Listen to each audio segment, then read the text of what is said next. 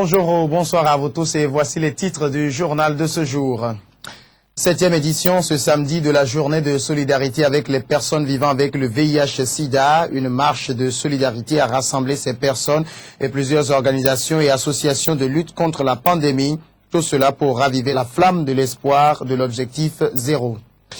Le Mali n'en a pas fini avec les groupes armés islamistes. Ils ont frappé Kidal ce vendredi et Tombouctou ce samedi. Le bilan de cette attaque à la voiture piégée est de 6 morts, dont 2 civils. 6 militaires ont aussi été blessés. Et puis en fin d'édition, nous revivrons la finale du concours musical Talent d'Or. Le vainqueur est enfin connu après plusieurs semaines de suspense. Merci à vous tous de nous suivre. Ce samedi, c'était la cérémonie de commémoration de la journée de solidarité avec les personnes vivant avec le VIH-Sida. Pour cette 7e édition, les organisations de la société civile et les associations de lutte contre le sida étaient nombreuses à témoigner leur amour aux personnes vivant avec le sida. Une marche a été organisée avec pour point de chute l'espace en face du campus universitaire de Lomé. Tout cela placé sous le thème « Ravivons la flamme de l'espoir pour l'objectif zéro au Togo ».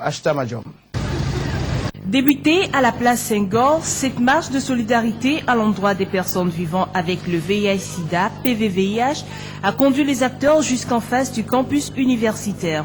L'objectif de la soirée, il est tout simple, démontrer leur amour et solidarité au PVVIH. Pour cette 7e édition, le président de la plateforme a tenu à remercier les autorités et tous les acteurs pour leur implication. Merci aux autorités togolaises, à toutes les bonnes volontés qui sont en train d'aider, parce que la lutte a commencé, les moyens sont mis en œuvre, les PVH commencent à ressentir les bienfaits donc d'une prise en charge globale. Cette journée de plaidoyer était l'occasion pour les PVVIH de lire une déclaration à l'endroit des autorités, des organisations de la société civile, des associations et de tous.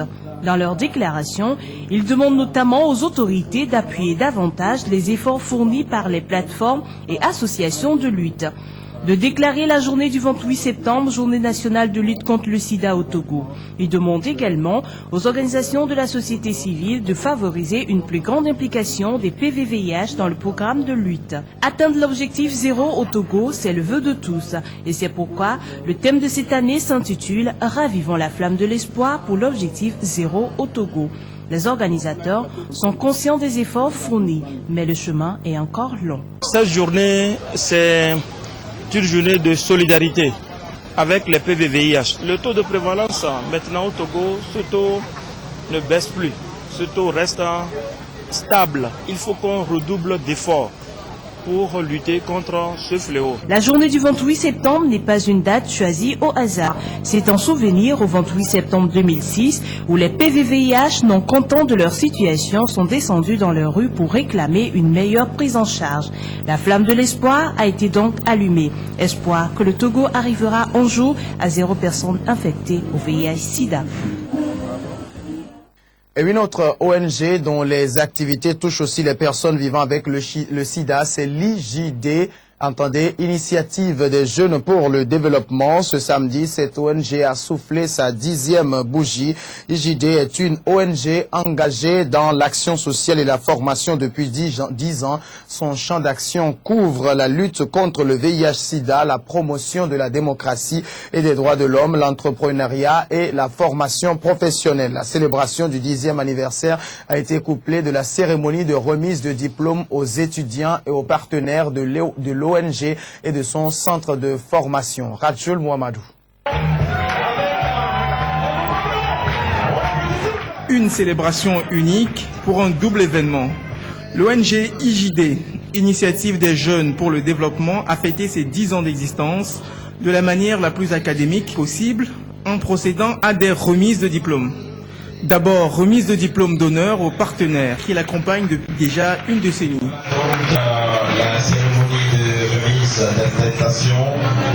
Remise aussi de diplôme aux étudiants de l'IFED, Institut de formation et d'appui aux initiatives de développement. Institut né de la volonté de l'ONG de s'engager dans la promotion de l'emploi des jeunes. Notre vision, c'est de voir les jeunes devenir des acteurs responsables de leur propre itinéraire d'insertion sociale et économique. Et donc, par conséquent, il faudrait que ces jeunes soient mobilisés, soient armés intellectuellement pour qu'ils puissent véritablement jouer leur rôle d'acteurs de développement et par ricochet contribuer à leur propre épanouissement. Diplôme en poche, pour ces jeunes lauréats, c'est le ton des rêves et des projets professionnels qui sonne. Une porte s'ouvre sur le marché de l'emploi.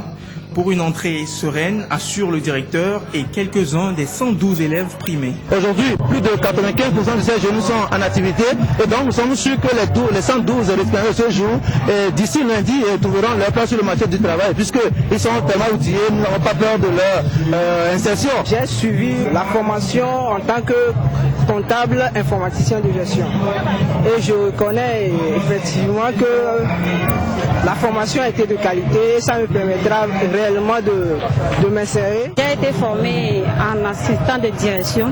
Je suis très heureuse et pour l'avenir, je compte trouver un bon boulot.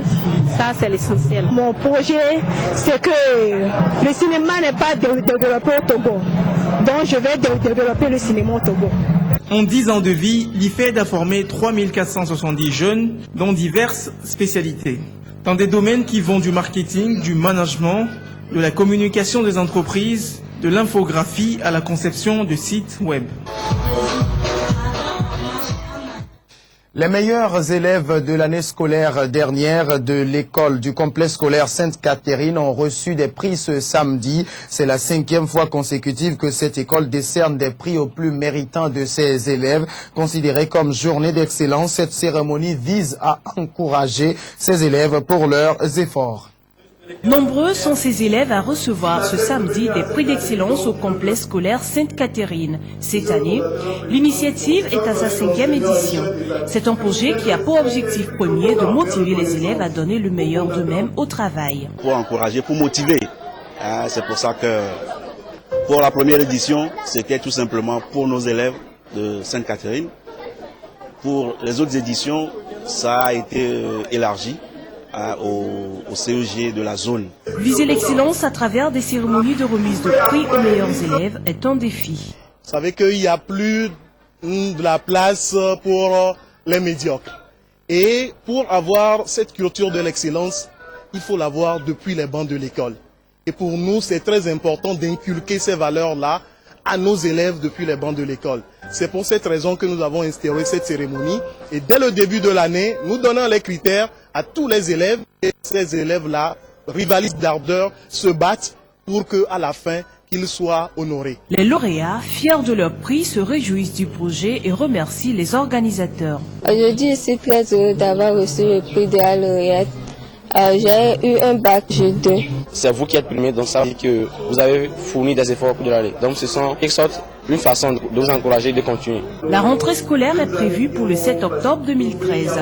Le défi est donc lancé. Les élèves doivent se mettre à l'œuvre.